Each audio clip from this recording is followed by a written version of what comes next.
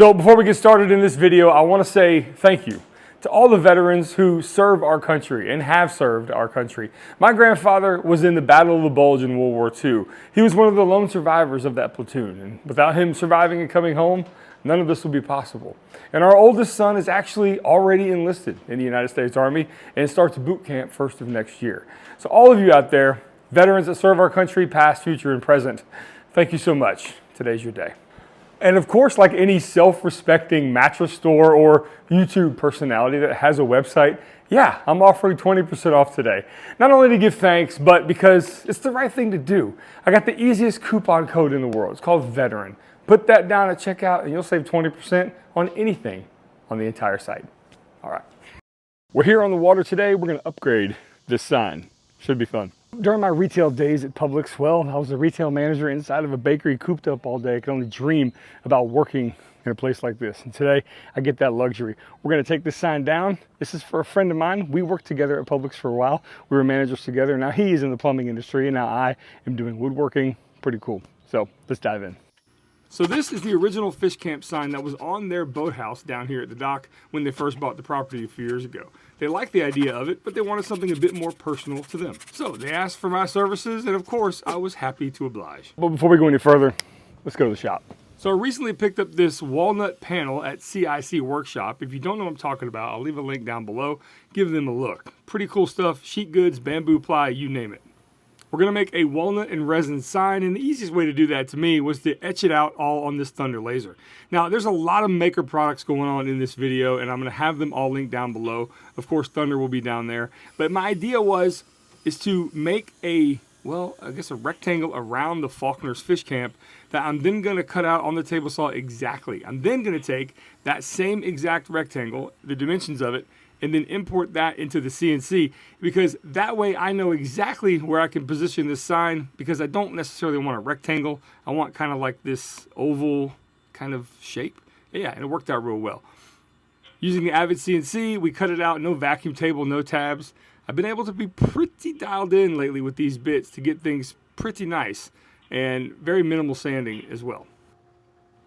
I do want to soften all these edges, so I'm enlisting the use of my palm router. Now, if you guys haven't upgraded your palm router to this new acrylic base / dust collection system that Drew Witt at Whitworks is putting together, you should, because it rivals the dust collection on the multi-$1,000 Festool system. And honestly, I'm going to link it down below. I think it's one of the better maker products that anyone has ever come up with. And I say that honestly, as someone who has 40 or 50 products himself online, I think this is a shining spot in the maker community, and you guys owe it to yourself to check this one out. There's also a comfortable knob that you can install to give you a bit more stability. Of course, if you have smaller hands than I do, that's no problem. This knob is there for you. I guess I installed it just to show it off and not use it at this point. But the dust collection, yeah, primo. So the first step is to make sure that this etching doesn't break. There's very fine lines in there, and it went about 1/8 of an inch deep or so, maybe even a little bit more. We're gonna put a coat of penetrating epoxy on it first. I'm gonna link all the Total Boat stuff I'm using down below as well. Check out them, of course. Again, like I said, there's a lot of maker products in this video. It wasn't intended to be that way, it just so happened to work out. But what I'm gonna do, we're gonna basically really ramp up the level of waterproofing or protection in this, because the sign is gonna be outdoors its entire life. So might as well start now. We're gonna coat the entire thing with penetrating epoxy and really making sure to get down into those nooks and crannies that the laser has done. And then we're gonna continue this process once this dries. You can let this dry 6 hours, 8 hours, but I like to go overnight with these. Pop a few bubbles here or there. We come back the next day and you're gonna see, I'm gonna fill in now with black resin, the writing, and the fish, and the reef, and whatever all that stuff is. And again, we wait one more day, come back, it's completely dry, or cured, and then we sand it exactly flush with all that beautiful walnut. So the sanding process is simple. 80 grit to 120 to 180 to 220 is what I used. Took my time with it, made it nice and smooth, and you can't even feel the delineation between the resin and the wood at this point. I'm going to flip this thing over, and we're going to start more of that waterproofing process. I'm using this stuff called Halcyon Clear. It's a marine-based varnish. You know, if it has the word marine in it, you know it's probably going to be good outside. But what I want to do is I want to brush on a coat on the back, and then, of course, the sides. And I'm doing multiple layers of this. All the instructions are on the package. And again, all this stuff is linked down below. But for the front, this stuff, this marine grade varnish, this Halcyon, is really impressive for one reason, is that it's self-level. So on the front of this, I'm going a little thicker than you would probably even think. You might think, oh, you just kind of messed it all up. You got a bunch of milky, what is that? No, water-based polyurethane marine varnish. Yes, it is. But if you spread it out evenly, just so, let me show you what the first coat looked like. Okay, this is coat number 1, right? And when this dries, check this out. Crazy. I did one more, but I'm not going to spare you that. I am going to spare you that, and we're going to go out and install this thing. So I did a recess on the other side of this, the backside with the CNC, and I've put a simple French cleat involved. I did coat these with a spray varnish as well, so the plywood does have some protection. Not too concerned about this. But here we go. All right, back out here. We're going to try to keep this thing as level as possible and as even as possible, meaning that the middle of the structure is exactly right there. I can just put a scuff mark and get my bearings. Then we'll go ahead and get this thing installed. And you know, I couldn't leave well enough alone a project without a French cleat. We did it like this so the owner can take it down whenever he needs to.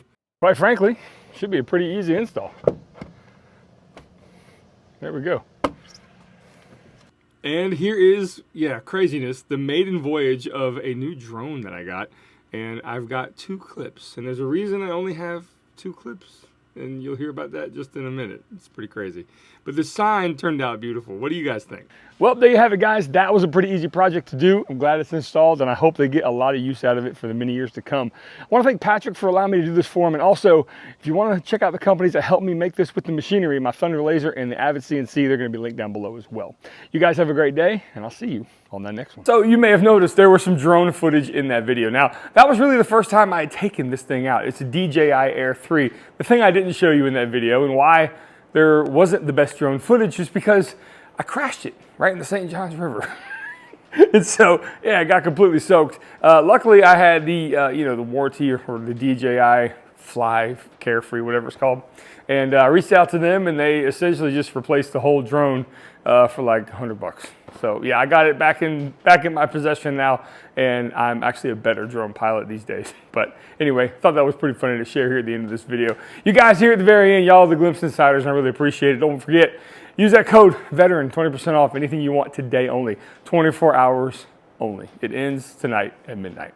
All right, guys, thanks for watching this one. I really appreciate it. And also, there's a bunch of companies in this video this time. It wasn't meant to be that way, but it happened. And, you know, I would really appreciate y'all checking the links down below just to kind of, you know, give them some love and see what they're all about, as I owe them a big debt of gratitude for helping me out and run this business. Guys, thanks again.